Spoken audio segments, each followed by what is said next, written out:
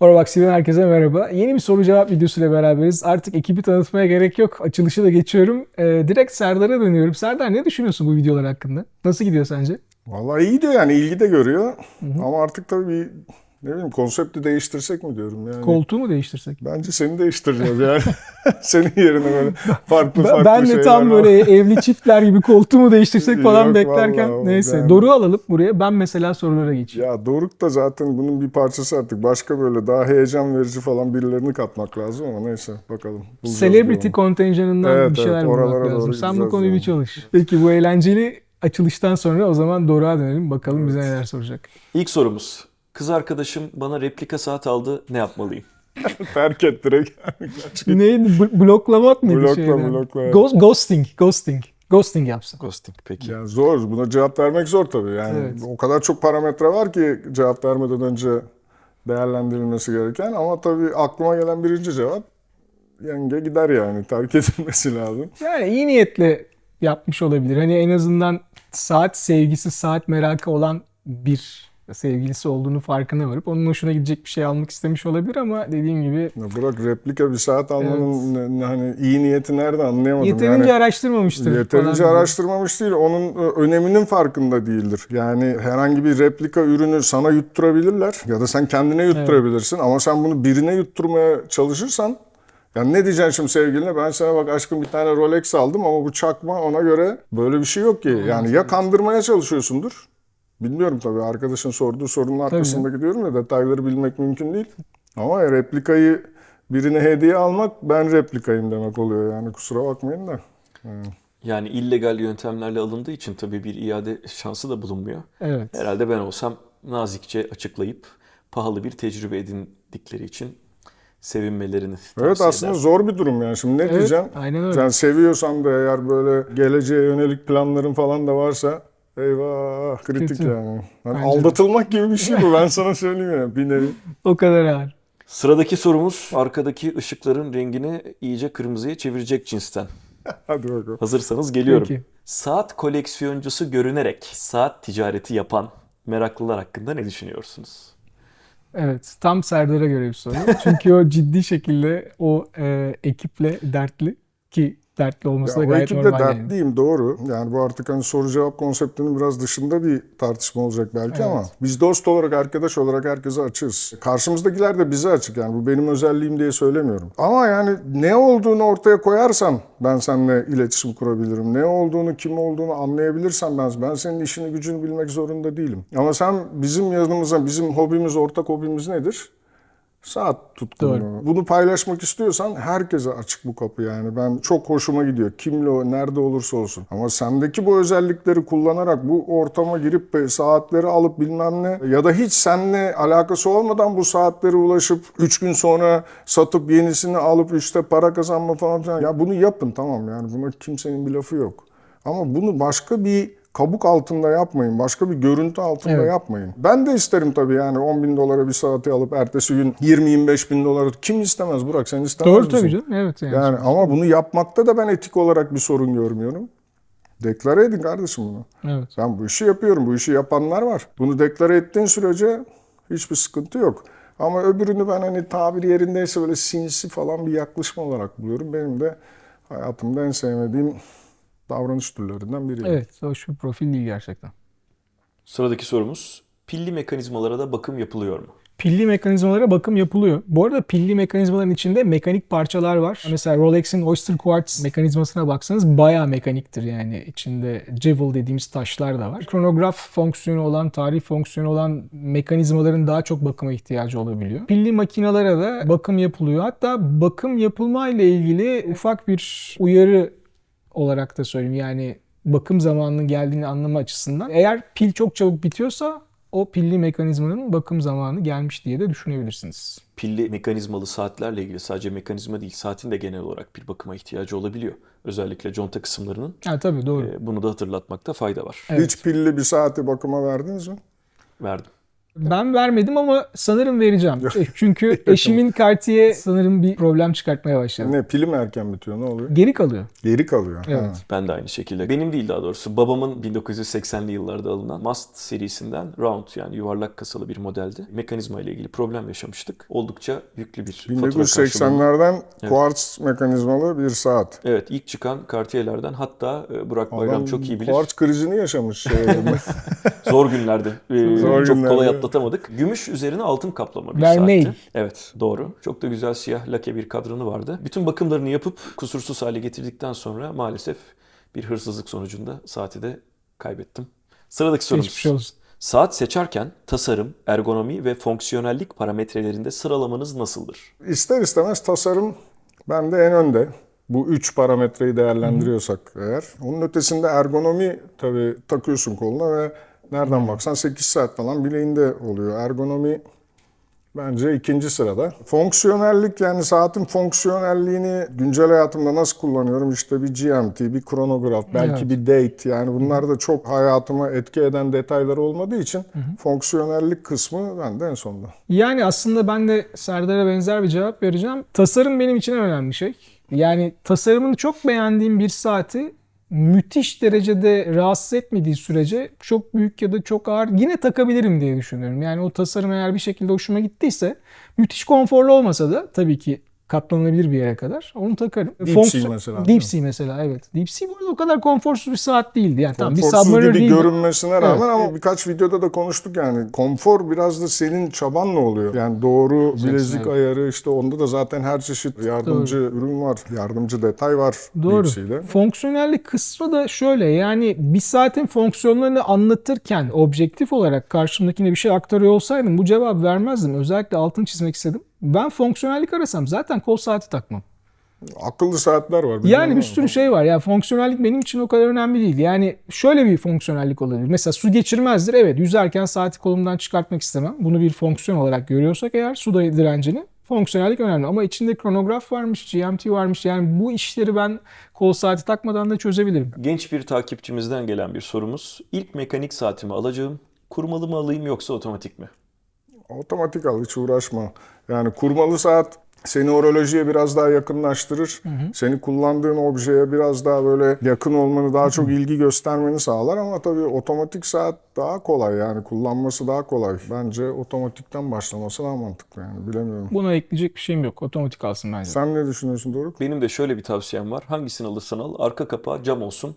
Böylece en azından mekanik bir saat kullandığının hissiyatını daha yoğun bir şekilde yaşayabilirsin. Ama tabii ilk saatini alıp otomatik olmuş, kurmalı olmuş fark etmez. Özellikle kadınlarda oluyor bu. Tabii haliyle arkadaşlarımız geliyor, şunu yapalım, bunu alalım, ne saat alalım falan. Ben bununla ilgili çok şey aldım telefon. Ya Serdar, bu saat çalışmıyor artık falan diye. Evet ya. Yani ona hazırlıklı olmak lazım. Kesinlikle.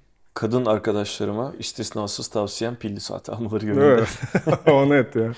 Evet. Eşime aldığım tüm saatler pilli benim de. Sıradaki sorumuz. Mekanizmalarda taş ne işe yarar? Bir kıymet ifade eder mi? Sayısının fazla ya da az olması mekanizmanın kalitesiyle bağlantılı mıdır?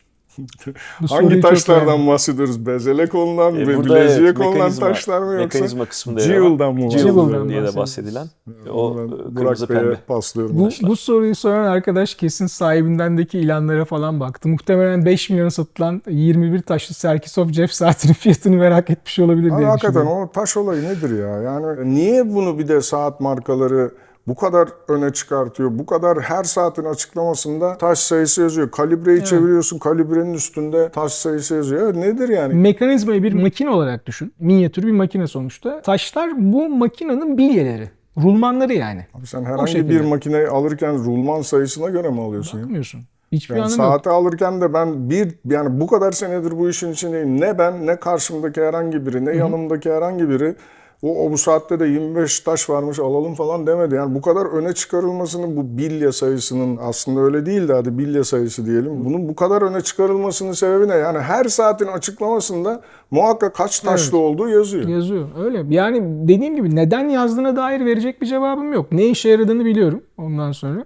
Artı onların sayısının az ya da çok olması saatin kalitesiyle alakalı bir şey değil. Saatin fonksiyonları sonuç itibariyle tasarımsal manada daha az bileşene de ihtiyaç duyabilir. Daha çok bileşene de ihtiyaç duyabilir. Aynen Daha öyle. çok veya az bileşen yerle alakalı, üretim maliyetleriyle alakalı, servisle alakalı problemlerdir, kaliteyle alakalı işler değildir. Burada bir tane 3 kollu tarihli C-Dweller var. Burada bir Perpetual Calendar herhalde fonksiyon sayısı olarak sektördeki en yüksek, en fazla Doğru, adetlerden biridir. Yani bu Aynen. ikisinin taş sayısı arasında 5 falan fark vardır, 10 fark Muhtemelen. vardır. Yani böyle bir mantık olsa herhalde 250 tane falan taş farkı olması gerekir diye düşünüyoruz ve Doruk oradan şimdi Kamerayı mermileri çeviremesek hazırladı, de yolladı. mikrofonu çeviriyoruz.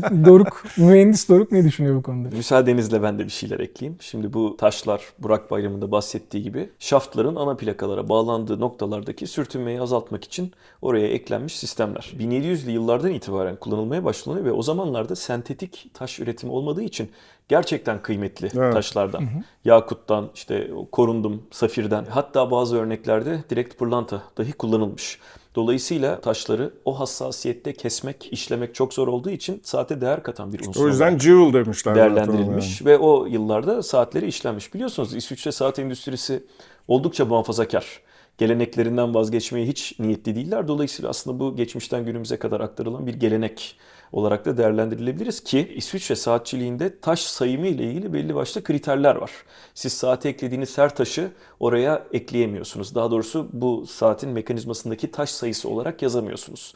İşte kadranın altında kalan, mekanizmanın içinde yer alan gibi bir takım ayrımlar söz konusu. Şimdi teknik detaylarla boğmak istemiyorum takipçilerimize ama bahsettiğim gibi günümüzde artık sentetik malzemelerden yapılıyor ve orada işlevsel olarak duran kırmızı pembe görüntüleriyle de insanlara hoş duygular Tabii o senin ileten verdiğin parçalar. bilgi çok önemli. O yüzden de zaten buna değerli taş denmiş, jewel denmiş. Jewel Evet, doğru. denmesinin sebebi Doruk'un anlattığı şey. Ama geldiğimiz nokta itibariyle adam şöyle yapıyor ve o jewel'ı oraya yerleştirebiliyor. Ne kesmek var, ne biçmek var, Tabii bilmem canım, ne yok. hepsi sentetik artık yani. Cep saatleriyle ilgili çok soru alıyoruz. Birazcık üvey evlat muamelesi yaptığımızdan dolayı bize eleştirilerde bulunuyorlar. Konuyla ilgili hem cep saatleriyle ilgili ne düşünüyorsunuz? İşte takipçilerinize bu anlamda bir motivasyon konuşması yapar mısınız? Ya şöyle söyleyeyim, bu da yani benim beklemediğim bir soruydu bu arada. Niye dersen ben yaklaşık bir senedir falan yani cep saatine bir geçiş şeyim var. Ona göre bir yelek almayı planlıyorum, zincirlerine bakıyorum, cep saatini döndürüp açma egzersizleri yapıyorum falan. Yani kafamda bir şeyler var bununla ilgili ve hep bu iş dönüyor dolaşıyor, o cool olma terimine geliyor. Bugün ben kendimi düşünüyorum, bir ortama girmişim. Çok lüks, kalite insanlar var. Harika giyinen insanlar var. Kolda patekler, Audemars Piguet'ler, Rolex'ler bilmem neler falan filan. Tamam, çok güzel. Ya bunlardan bir tanesi olacaksın. Aynı şekilde giyineceksin. Aynı AP'lerden, pateklerden, Rolex'lerden, belki Hublot'lardan, belki bilemiyorum yani. Onlardan bir tanesini takacaksın. Ya da girdiğin ortamda dikkatleri üzerine çekmeye başladığın anda o cep saatini oradan çıkarıp bir çevireceksin. Hayda, bir dakika şimdi yani nereden çıktı bu? Hele bu akımı birkaç kişi daha böyle bir desteklerse ve devam ederse bir anda hani kol saatinden ikinci bir hobi olarak cep saatine geçiş bile başlayabilir. Yani ben böyle bir akıma belki başlatmak, belki üye olmak, belki devam ettirmek amacıyla bir çalışma yapıyorum yaklaşık bir senedir. Ama bu tabii arkadaşımızın sorduğu bu mu değil mi onu bilemiyorum. Yani bizim Horobox'ta bir cep saatini incelememizi falan bekliyorsa o çok mümkün değil. Yani çok da incelenecek bir tarafı da yok zaten cep saatlerinin. Cep saatleri genel anlamda kol saatinden daha fazla aksesuar gibime geliyor. Serdar'ın tabii cep saatleri konusunda böyle bir eğilimi olduğunu bilmiyordum. Fantezi. Eve gider gitmez sahibden.com'daki bütün tren resimli Serkisov'lara teklif yapacağım. Kaç tanesini alırım bilemiyorum. Ama Herhalde şeye 50 dikkat tane et falan yani mı? önemli olan kriter tavan arasında bir sandıktan çıktı dedem. Onlar çok kıymetli yani. Ben Onlardan keywordlerimi bir tane yazdım. almak Çil, lazım. sandık, nos, sarı makina, nadir. Ama bir de Serkisov. Serkisov önemli. olacak, kesin Aynen öyle. olacak. Tren resimli önemli. Bu arada Neyse. bende var. Bir iki tane cep saatim var. Bende yok, hiç olmadı. Olacağını Babamda da sanmıyorum. dedemden kalma var bir tane ya. Şaka değil, vallahi var dedemden kalma. Harbiden var yani. Yalan Doğru yok. canım, vardır. Bana göre fonksiyonel bir şey olmadığı için, yani taşıyamayacağım, giyemeyeceğim Aynen. bir şey olmadığı için sonuç itibariyle Kendine ona uydurman gerekiyor. uydurman gerekiyor aynen. Ben uyamayacağıma göre o bakımla ilgilendiğim bir şey değil. Son sorumuz. Amatör olarak gravür sanatıyla uğraşıyorum. Saatimin mekanizmasını kendim dekore edebilir miyim? Ya, hani bu fikir birinin aklına nasıl geliyor çok merak ediyorum. Yani kalibreyi nasıl şey yapacaksın yani? Birincisi bu, eğer yani yapmak teknik olarak mümkünse ki mümkün. Yani Evet, bunu becerebiliyorsan bir kere helal olsun. Kesinlikle. Yani bunun örnekleri kaç tane var bilmiyorum. Ben en son bir tane Panera'yı hatırlıyorum. Gravür yapılmış ama Panera'nın o bir tane Firenze Butik Edition var. Hem Luminor hem İkinci versiyonu olan Luminor'da kalibre de gravürlüydü ama makina. Yani el gravürü değildi. Sadece kasa el gravürlüydü. Birinci saatte kalibre de gravürlü değildi. Yani şimdi sen açacaksın o saati ya da biri açıp senin önüne koyacak. Sen onu alacaksın elinle. Yani nasıl geliyor insanların aklına bu? Merak ediyorum yani. Bence yapılamaz, bilemiyorum tabii. Sen teknik olarak cevap ver ama teknik ben kısmına, fikre hayran kaldım. Evet. Fikri ben de çok sevdim. Bu arada böyle bir takipçimiz olmasına da sevindim. Yani Evet. sonuçta gravürle uğraşıyor amatör olarak ve bir şekilde bir şeyler yapmak istiyor. Teknik olarak hem mümkün hem namümkün. Şöyle mümkün. Sonuçta eğer mekanizmayı komple dağıtır ve ana plaka başta olmak üzere köprülerini ve rotorunu bir şekilde ayırabilirseniz eğer bunların üzerine bir motif çalışması teknik olarak yapabilirsiniz. Ancak mekanizmaların zaman içinde oksidasyona, kararmaya karşı durabilmeleri için üzerleri altın veya rodyum kaplanıyor. Siz mekanizma bileşeninin üzerini gravür kalemiyle çizdiğinizde ya da bıçak ya da artık onun adı neyse önce kaplamayı alacaksınız. Dolayısıyla bu size yarın bir gün kararan bileşenler veyahut metalin altından sarı renk çıkan gövde parçaları gibi geri dönüşler yapabilir. Bir Yani de şeklini bozacaksın abi. Yani bence bir çok basınç kolay bir uygulaması şey lazım değil. Bir tabii. basınç Evet. uygulaman lazım. Yani bu kalibre parçaları çok böyle mikro ayarlarla Aynen birbiriyle öyle, kesinlikle. ilişki içerisinde olan şeyler. Yani sen bunu bilemiyorum tabii. Ben hiç gravür bir şeyde denedim.